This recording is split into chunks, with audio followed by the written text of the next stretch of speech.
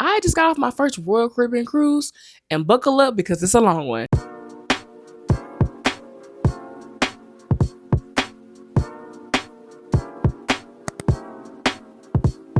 Hi guys, welcome to my channel, and today we're talking about Royal Caribbean's Utopia of the Seas. Now this is a massive ship, so we got a lot to talk about. But long story short, you will not be able to do everything on Utopia of the Seas, and that's okay. I think it's purposeful, so you can go back again and again and again. This ship left out of Port Canaveral, and I went on the Thanksgiving cruise, and I want to spend all my Thanksgivings like this. So if you're looking for more Utopia of the Seas content, please subscribe right now. I'm going to be making a lot of videos on this ship. We're going to talk about ship design, embarkation and debarkation, stateroom, dining and beverage, entertainment, nightlife, and also the ports, Nassau, Bahamas, and Perfect Day at Coco Cay. So let's get into the ship details.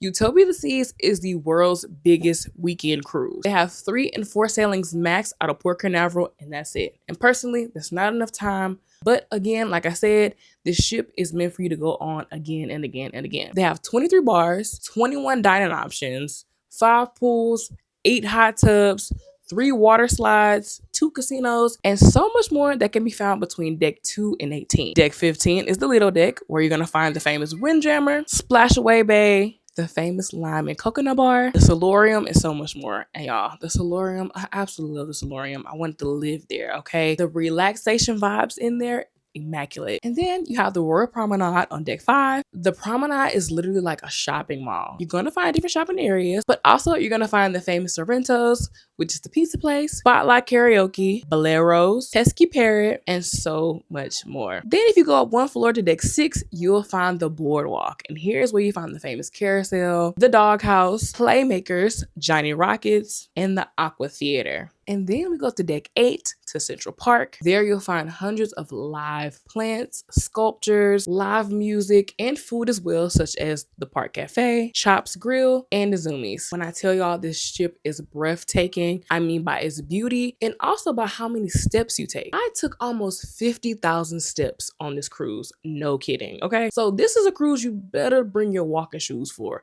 I mean, you should bring your walking shoes regardless for a cruise, but this one, absolutely. One wrong shoe decision and you will ruin the rest of your cruise. Now, real quick, let's get into embarkation and debarkation. Royal does not play when it's time to get on and off the ship. So embarkation was really smooth, and for some reason, I was granted express boarding. Yay! When I checked in. Our check-in time was for 11 a.m. and the terminal wasn't too congested at the time. We walked through the entire terminal with a breeze. We walked in about 11:02 a.m. and we were able to start stepping on the ship right at about 11:24, and that was with us waiting around for the rest of our party. And same goes for debarkation. They were ready for us to get off that ship. They were blasting music at 7 in the morning.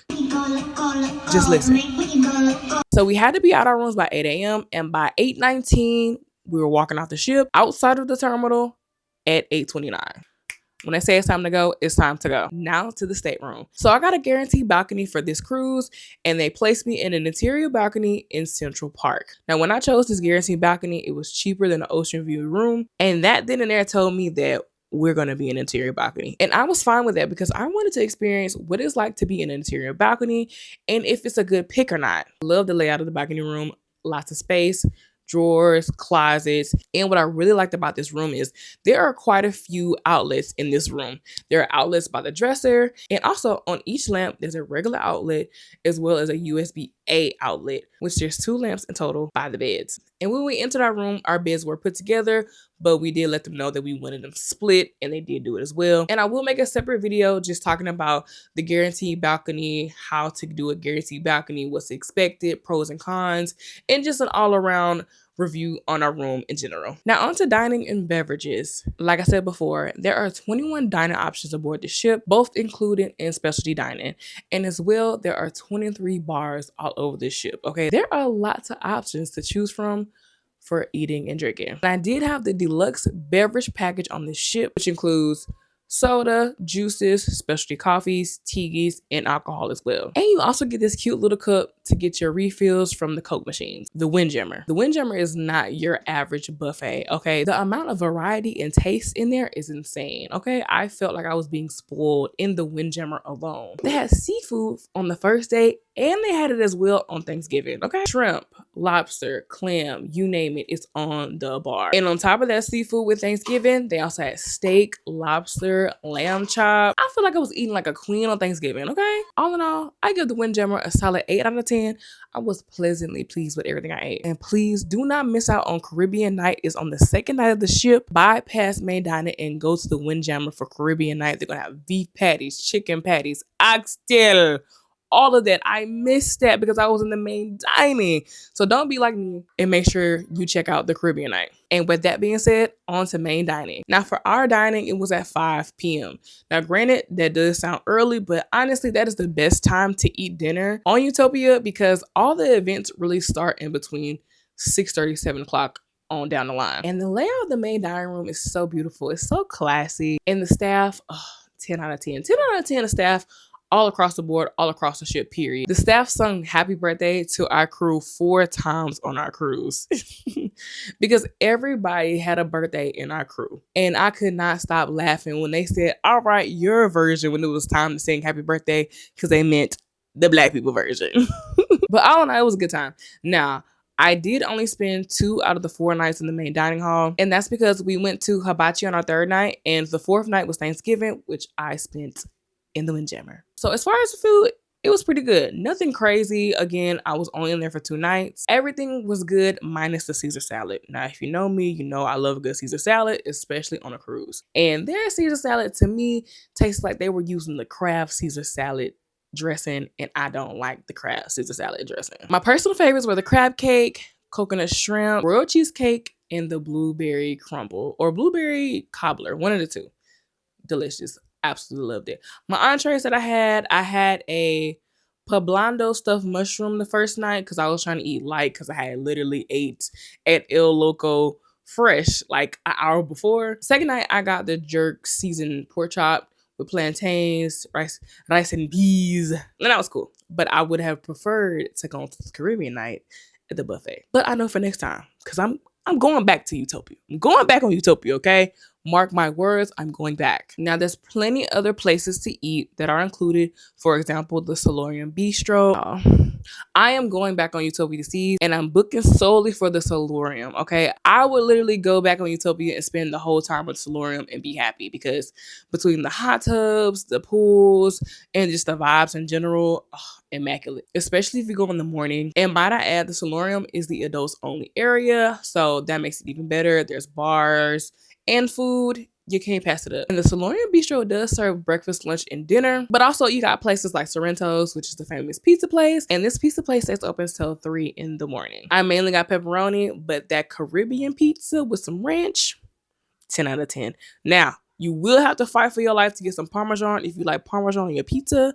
But other than that, good. Also have the Spirit Tire, which is like pick up and go food, like Tostitos, sandwiches, small things like that. You have El Loco Fresh, which is like tacos, quesadillas, burritos. You have the Park Cafe, the Dog House, which is all about hot dogs, Cafe Promenade, and so much more. Then on the special dining, you have things like Johnny Rockets, because yes, Johnny Rockets is not included on this ship, but I believe the breakfast is. But don't 100% quote me on that because I didn't get to go find out for myself. But if I'm correct, I think the breakfast there is included. But you also have Chops Grilled, which is the steakhouse, Hook Seafood, the Mason Jar, Izumi's Hibachi, which I will make a separate video on, and so much more. The experience at Izumi's Hibachi was so amazing, y'all. Oh my goodness. Between our singing, Chef Billy, the food, and the sake, 10 out of 10 experience. Just listen real quick. Oh, sweet Caroline.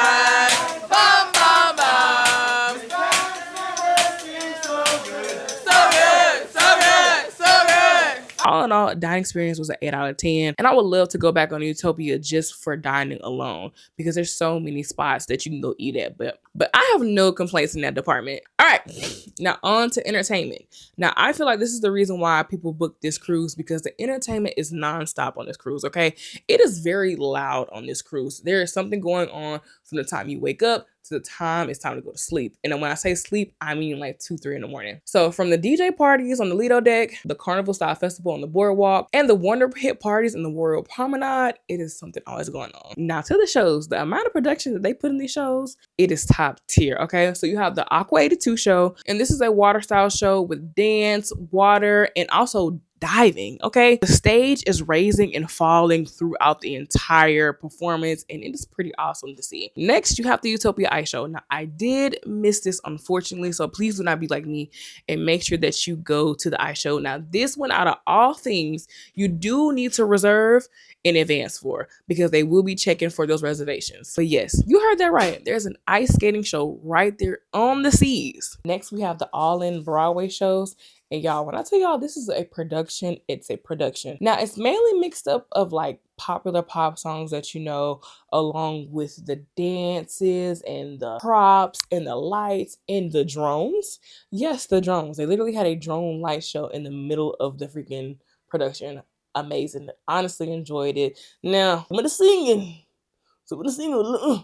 but I give people grace. I give them grace because they put on the show regardless. They also have Name That Tune trivia, as well as a live game show, Dodgeball at Dark, the Silent Disco Toga Party, must go, and Crazy Quest. Y'all, I will make a whole entire video about Crazy Quest because that's just how wild it is, okay? This is an 18+ show. It is an all audience kind of activity, and baby, the things that they are requested to do and the things people be doing for less.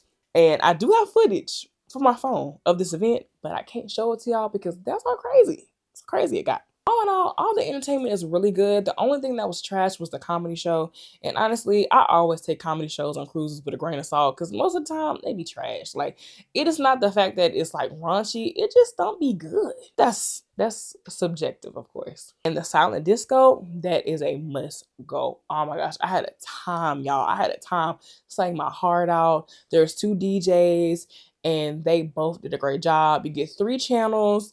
It was techno, pop, and Latin. And Latin stayed Latin the whole night, but pop definitely went from hip hop, rap, and tech also went from hip hop to rap. Baby, it was a mix of everything. Had a ball. Now let's get into nightlife. 3 out of the 4 nights I did go to the club, and I wasn't disappointed. Okay, I'm gonna tell y'all, I was ready to hear unts, but actually there was a whole lot of variety from the DJs. So they played some house, little techno, hip hop, R&B, all of it, baby, and even a little bit of Latin too. And they kept moving the club in between the music hall and Studio B. And let me tell y'all, they used Studio B to the fullest. They used Studio B for the ice show, Crazy Quest, nightclub, and some other stuff as well, okay? So Studio B is cold. Just keep that in mind because it is the ice skating rink. But that's not the only place you can go for nightlife. There's also a bar called Boleros, which is a Latin-inspired bar that also plays Latin music and has a dance floor. You also hear live music at night through Central Park, like jazz music, just live bands. And honestly, there's a lot of live music around this ship throughout the day in general. Next, let's talk about the ports. So with this sailing of Utopia the Seas, we went to Nassau, Bahamas, and Perfect Day Coco Cay. Now, Nassau was a very simple day in the port. We didn't have anything planned on that day, so all we did was get a van and drive to Cable Beach, which is a free beach in Nassau. This place is beautiful. The water period in the Bahamas is beautiful, beautiful, beautiful, but it's freezing cold during this time. So keep that in mind, okay? I was not brave enough to adjust to the cold water, so I just basically put my feet in, you know what I'm saying, kicked around for a little bit, and then kept it moving. And we did also get to drive by the fish fry and see the construction of some of the buildings that burnt down a couple weeks before this sailing.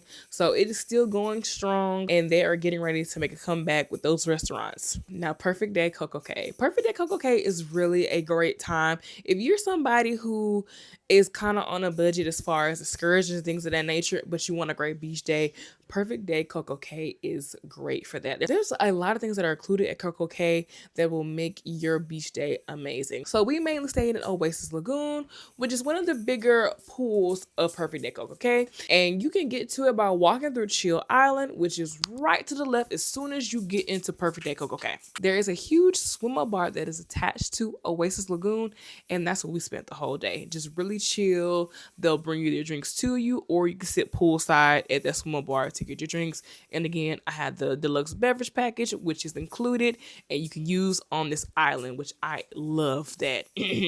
Carnival. And then we ate at Skipper's Grill, which is one of the buffet style options that you can find at Perfect Day Coco Cay. They have burgers, hot dogs, chicken, tacos, sandwiches, like all these things. And you can even get ice cream. I will be doing a deep dive as well as all the things you can do for free at Perfect Day Coco Cay. So just be on the lookout. So in conclusion, what are my thoughts on Utopia of the Seas? I think Utopia is an amazing ship, okay? Top to bottom, okay? There is so much to do for everyone. And I will also make a video saying, is Utopia of the Seas for you? I would recommend this cruise to new cruisers or non-cruisers that are interested in cruising. I think this ship is a perfect blend of what cruising is all about. Again, I will be going on Utopia Seas again because this ship, you need to go 4 times to experience everything on this ship. And personally, I don't think that this is a relaxation cruise.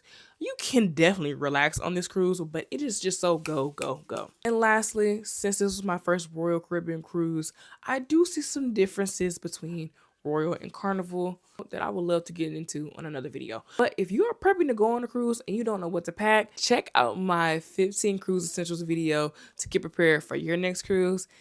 And with that being said, happy cruising, and I'll catch you on my next one.